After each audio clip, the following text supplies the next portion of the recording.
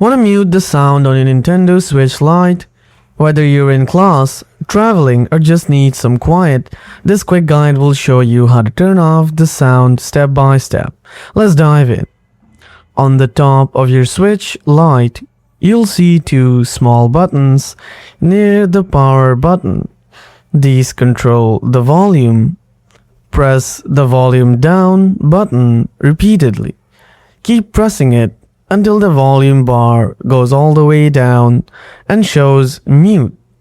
Your Switch is now silent. No startup sounds, no game sounds, nothing. Now, in case your buttons are giving you trouble, there is still another thing you can try out.